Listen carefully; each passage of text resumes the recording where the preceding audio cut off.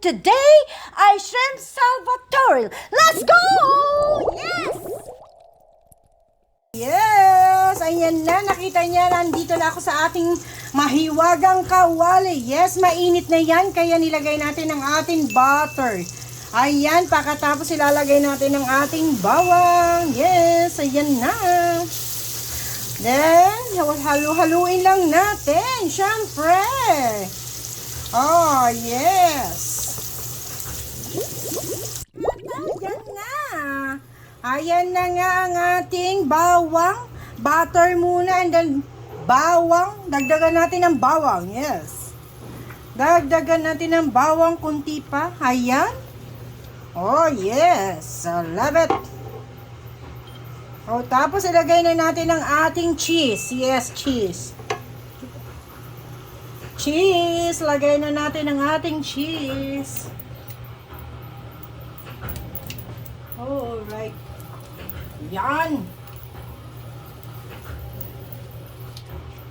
Natin. Ayan. Ang sarap nito. Kasi tayo gagawa ng Shrimp Salvatore. Yes. Oh, diba? Kakaiba.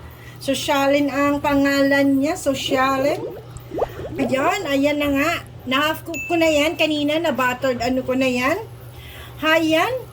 Medyo matutunaw na siya. Ayan. Lagyan na natin yung ating shrimp. Ayan. Ayan. Konti lang naman. Kaya hindi na kailangan na masyadong maraming cheese. Ayan. Oh, diba? Ayan. Pakuluin lang natin sa saglit. Saglit lang. Ayan! Look at this! Ayan na! Kumukulo-kulo na siya. Ilagay na natin ang ating all-purpose cream. Yes, naglalagay tayo dito ng all-purpose cream. Ayan. Wow! Ang sarap. I love it! Nako, mapapa-extra rice na naman ang ating mga anak nito. Ang maganda lang mga kahataw, kapag binuttered shrimp muna siya half. Kasi malasa ang yung mga hipon. Pag ginawa mo na siyang ganito. Yun yung purpose nun. Kasi pag diniretso mo siya dito, hindi siya ganun kalasa. Ayan na, kumukulo ko na. Dagdagan nga natin ito ng all-purpose cream. Yes, I love it. O yan, di ba? Sabi sa inyo, kaya maganda talaga, una mo muna siya, i-half cook mo nyo muna ng i-buttered shrimp nyo muna siya. Kasi, tikman natin. Ang yummy na. So, delicious. Delicioso. Tikman natin. OMG. Oh my goodness! Ang sarap mga kahata. Malinamnam. Wala akong masabi. Wala akong masabi.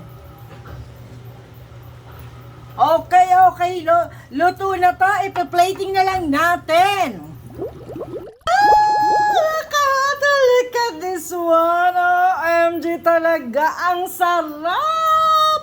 Ang sarap ng ating Shrimp Salvatore. O, diba?